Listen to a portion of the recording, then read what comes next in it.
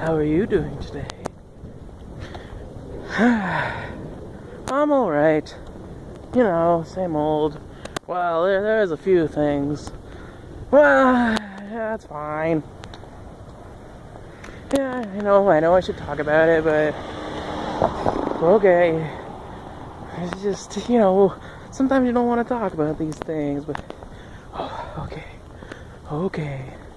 So, I've been looking into my passport and getting it in order to be able to go to Tim's wedding in France. Once you submit the application, it should take like 10 days. But then there's the other snag. The other snag being, in order to get a passport, you need proper photo ID. And you can't use your previous passport if it's been expired for more than a year. I don't have a driver's license, so I can't use that. And my health card is a red and white kind that doesn't need to, like, it doesn't expire, so it has never needed to be updated. So, long story short, I don't have a government official photo ID. I need to figure that out. I read this thing recently, it was like a tweet, and it was this person tweeting saying like, oh, my son's best friend died, and they cried at their wedding because I taught them to be a real man, and real men cry. And I was like, you're really gonna use their friend's death to prove a point? This idea of like, real men cry, or real men don't cry, or whatever. And my point is, stop telling people what real men do. A person isn't a real man depending on whether or not they cry. And if a person does cry because their best friend died, and that makes them a real man, doesn't mean if they didn't cry, they're suddenly not a real man. Or if they're a real man because they don't cry, and then if they do cry because their best friend died, suddenly they're not a real man. I mean, that's ridiculous. Stop telling people what real men do or don't do. I mean, I can understand as far as like, real men take responsibility. Because real women take responsibility. Real people take responsibility. Adults. The idea of being an adult is taking responsibility. I can get that.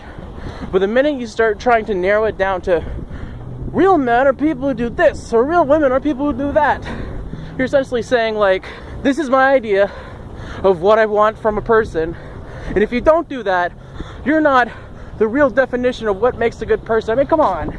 That's super arrogant.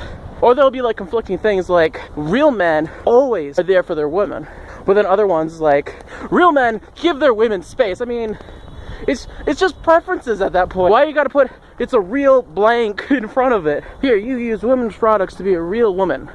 Then the other side goes, no, you're a real woman if you don't have to use those products. And it's like, how about a real woman is just a person who does things? Like, there's no specific, like, category that you have to fit. I mean, if you're the person, you're the person already. Hey, say hi. What's up? That's who you're just talking to, and that's who you're just talking to. They're throwing up gang signs, but just ignore it. Yeah, that's Austin, and that's Rayshawn. Is that Megan? This is Megan. Hey, Megan. Congratulates on the marriage. This is Stephanie. She's very proud. She was overhearing the conversation. She loved what you had to say about cheese. Cheese.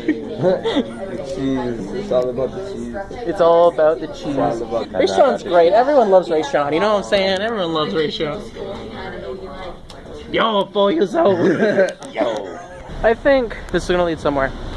I think the best type of inside joke is the type that's like so strange to everyone else, but so deeply built together by the people involved and can like flow super smoothly in a conversation. Like one person says one thing, the other person is able to respond because it's the inside joke type thing. So I'll try to link to a video if you don't know what I'm referring to. But Austin and I have kind of like our inside joke thing.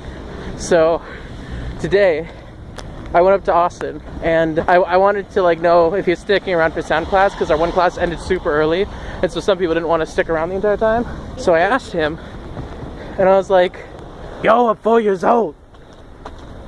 You going to sound class? And immediately he responded, yeah, I'm going to sound class. I'm 32. and it was perfect. That's what I think makes the perfect inside joke. Anyone else watching be like, what just happened? I'm gonna go a little psychological here. I think the point of reacting to things is because you feel like you're not being understood and you want people to understand where you're coming from, right?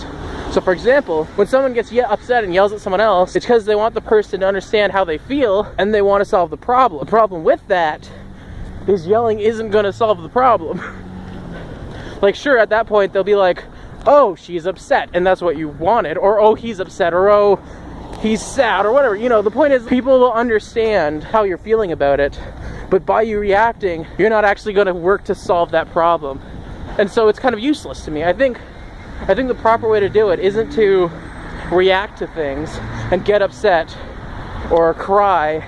I think it's better to control it. Like, for example, if I'm upset at someone, instead of like me bursting out and being like, you're a loser and you're the worst person ever and I hate you, just to let them know that I'm angry, if I actually want to solve the problem, a better way of doing that would be like, look, this is the reasoning behind why I'm angry, and I just want to let you know. Then they can understand why. They can go, oh, obviously they're trying to solve the problem, not just be angry about it. And I think that's the problem with just reacting, because if you're reacting, then there's a part of you that doesn't want to actually solve the problem. There's a part of you that just wants to let them know that you're angry. This is going to sound very arrogant, but I think the more mature you are, the better you are at not reacting, and instead actually being able to reflect and like express yourself in a constructive way. People who don't know me very closely don't know about this skill that I have, because I don't really consider it a big skill. I feel like most people could do it, but I just can do it. Like, I've practiced. Well, actually, before that, let me show you my other skill. That's a little more impressive, I guess, and it's that I can sound like a dolphin. Right here, let me try it. Pretty good, right? Not bad. But this other skill is to play trumpet with my mouth.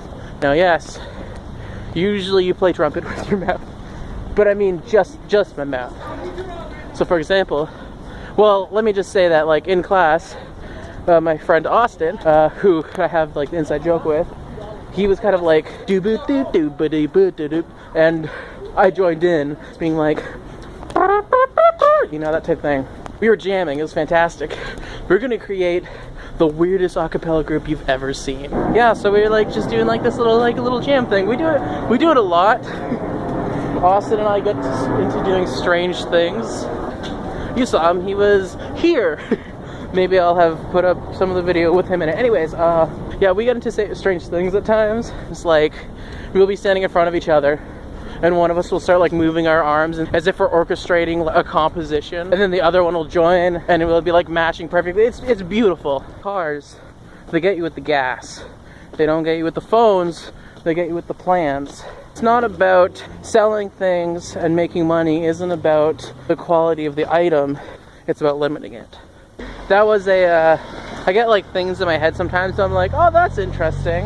And I usually write them down to be like possible songs or possible poems or possible ideas in stories, or like quotes that a character might say in a story, that type thing. So I usually like write those down, but I didn't want to take the time to write it down, so I just like recorded myself saying it. So this will probably never go on YouTube, but if it does, that's why.